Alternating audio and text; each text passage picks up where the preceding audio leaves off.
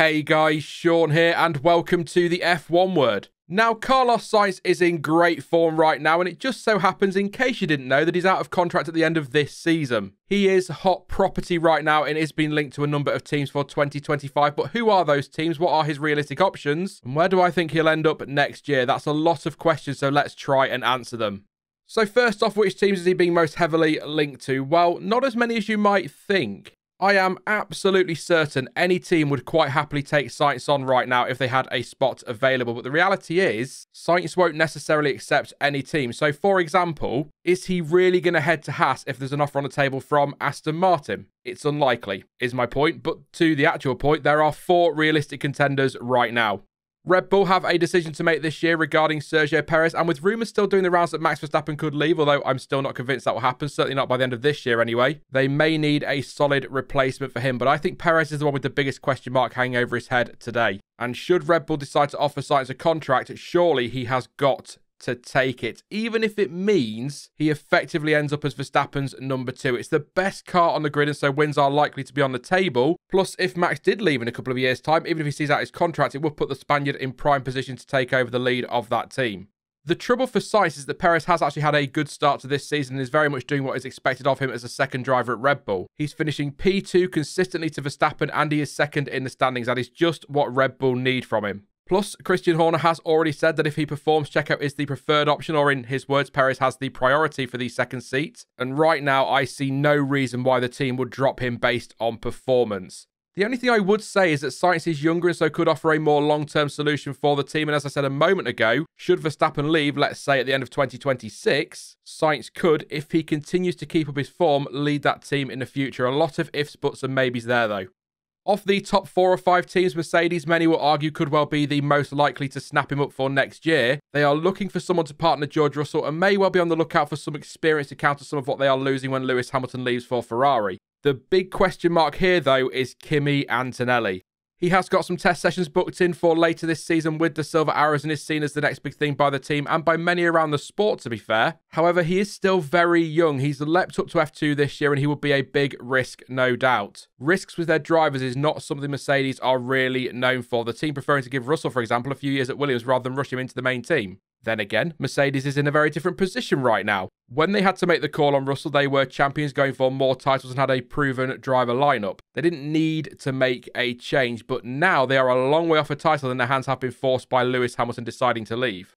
It must be said, Toto Wolff has said that, like Red Bull, they are in no rush to make a decision and gave absolutely nothing away, saying the team are in a rebuilding phase, and so that could mean they put a young driver in the car for next year or a more experienced driver. Yes, I know, vague. Sainz, though, would be a great option for the team, and even if they only keep him or even Russell for 2 years, Antonelli would still only be 20 years old at the start of the 2027 season. It's not like they're in a mad rush with him. I suppose one big question, go back to what I said about where Mercedes are right now, would Sainz even want to race there? It would be a big step backwards from Ferrari. Then again, anything other than Red Bull right now is probably considered a step backwards. So that may have to be something he accepts going forward. I do think a move to Mercedes is more likely than Red Bull at the moment, but I'm not convinced it's going to happen. I may well be alone on this, but I cannot help but feel that whilst I understand Mercedes will want to wait and assess all of their options, if they were that keen on him, they'd have signed him up by now rather than risk losing him to someone else, which is why I think Antonelli on a long-term deal, or Alonso, or maybe even Vettel on a shorter deal whilst they wait for Antonelli, could well be the team's preferred option. Aston Martin has emerged as a potential destination in the last couple of weeks, with conflicting reports saying that they want him to replace Alonso and others saying we might see an all-Spanish lineup at the team. Ah, silly season, I love you. That said, if he goes to Aston, it will be to fill the seat left by Fernando Alonso. That's my feeling anyway, and that's really what this all hinges on. What is Alonso going to do? He could retire, or as I've already gone over, might find himself in that vacant Mercedes seat for a year or 2. All of that said, Alonso himself said in Japan when asked about a possible Merc move that Mercedes is behind us today, so it doesn't feel that attractive. That's a quote. It is also worth noting that he said he thinks there is zero chance of Verstappen leaving Red Bull right now, and even said when quizzed about whether Aston's current form was enough to convince him to stick around, that he has a lot of fun, which is great to keep on racing, but added that at Suzuka he had one of his best weekends ever, but still ended up 44 seconds off the lead, which didn't feel attractive to him at the same time. Despite how much he has struggled at times, Lance Stroll is unlikely to go anywhere anytime soon, so it really is down to what Alonso decides realistically. And I don't see Aston dropping him. He is still performing at a very high level, and Mike Crack was clear earlier in the year the priority was to keep the lineup the same for next season. There is a potential twist, though, if recent reports or rumours are to be believed. According to motorsport.com sources, there are factions within Aston Martin that want Sainz to join the team for next season alongside Lance Stroll and lead it into the new regulations for 2026, and that's rather than keeping Alonso on board. We'll see what happens. I still think, though, when push comes to shove, if Lawrence Stroll and Mike Crack are making the decision, Alonso will stay. But I can definitely see Sainz there if Fernando decides to move on. And it would actually be a solid option for Carlos. It's an ambitious team with potentially a very exciting future, and they are well placed to continue taking steps forward. So Sainz to Aston could actually work out very nicely for everyone involved. And the last realistic destination is Sauber. Look, I don't think the idea of a move to Sauber in anticipation of the Audi takeover is as far-fetched or as crazy as some seem to think it is. In fact, it actually surprises me that some people think the idea is absolutely bonkers. Each to their own, I guess. But of course, just because you're a big manufacturer, it doesn't mean you're going to be successful. Audi might fail miserably, they could be the next big thing, or they might just be okay. So that's absolutely got to be a consideration for Sainz, and Audi would need to do a lot to show him that they are the place to be for the future. But despite the unknowns, it's a brand new project. Yes, they've bought out an existing team, but it is still a new project, and Carlos Sainz could be the figurehead of that, the driver they look to build around over several years. The chance to be the number one and not be, I suppose, in the shadow of a driver considered a hotter prospect or the golden boy of a team. Something which has been the case throughout his career. After all, he's been teammates with Max Verstappen, Lando Norris and Charles Leclerc. All of those drivers very much the focal point of their respective teams over the last few years. So being that number one, the focal point, might actually be a very attractive option for Sainz. Something you also might not get at Mercedes, by the way, with Russell their focal point right now and Antonelli possibly in the future. And that's not even taking into consideration the fact he works with Andreas Seidel at McLaren and they have a great relationship, and his dad has massive ties to Audi too, and big success with Audi, of course. The idea of Carlos Sainz Jr. to Audi ticks a lot of boxes and makes a lot of sense to me. The problem is, it would mean having to accept a transitional year at Sauber for 2025 because, in case you didn't know, Audi are not officially entering F1 until 2026. And looking at where Sauber are right now, that would likely mean battling for tail end points in a very tight midfield. But is that something Sainz will want to do from next year? You know, go from a chance of consistent podiums and race wins to maybe a point or two some weekends is a massive drop-off. So again, he would need a lot of assurances from Audi about 2026 and beyond.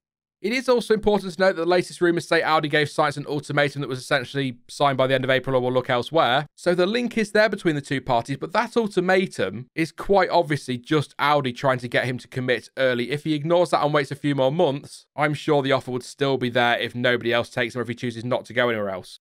Another factor in all of this is 2026. We're getting a massive set of regulation changes, so he's got to take that into consideration. Red Bull will be running their own power units with some help from Ford from that season, and that is a massive unknown. Mercedes nailed the last set of major engine regulation changes, so they've got form there, although they didn't really nail the aero regulations in 2022, but they have proven in the past they can get it right on the power unit side, so they could be less of a risk.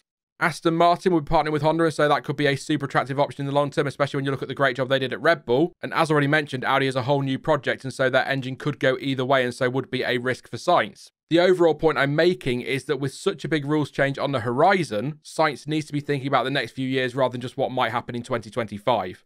So with all of that out of the way, where do I think he'll be racing in 2025 and beyond? Well, to quickly summarise, the too long didn't read if you like.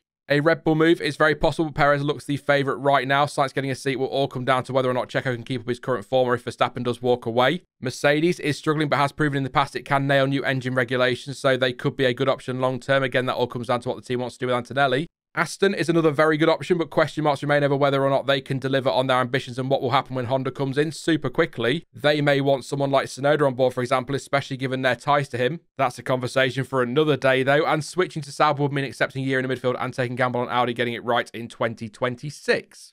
As of today, though, my gut, which has been very wrong before, as I'm sure many of you will know, says he will be driving for Sauber next year in preparation for Audi's entry in 2026. There are many reasons I've come to that conclusion, as I've already mentioned, you know, things like the fact he could well be the focal point of the project going forward. It's a brand new thing with lots of potential, and he already has a very good working relationship with Andreas Seidel following their time together at McLaren. It's also well known that Sainz is excellent at technical feedback and is easy to work with, and that's something which could benefit both parties as the team tries to take the steps forward it will need to take. They also, at the moment, seem to be the ones pushing the hardest for him, and that's a point or question, I suppose. Does Audi become more attractive to Sainz given that they are pushing so hard for him to sign? What I mean by that is they clearly want him, rate him highly, and see him as the one to build around. So could that sway his decision at all? Just something to ponder, I suppose. But yes, one final time, whilst this could all change in the coming days and weeks, as of right now, I think Sainz's most likely destination is Sauber and Audi. Although I will say, as much as I do love Sergio Perez, or like Sergio Perez, love is a bit far, but you know what I mean. I do quite like the idea of Sainz versus Verstappen at Red Bull. That could be a very tasty partnership for the future. Those are just a few of my thoughts though, so let me know down in the comment section which team you think Carlos Sainz will be racing for next season. Have you got a team as a wild card? That is it for this one then, but I will be back soon with another video. In the meantime though, if you did enjoy this one, then please do leave a like as it really does help the channel out, and consider subscribing so you don't miss out on any future content. But as ever, thank you for watching. I've been Sean, this has been the F1 Word, and until next time, goodbye.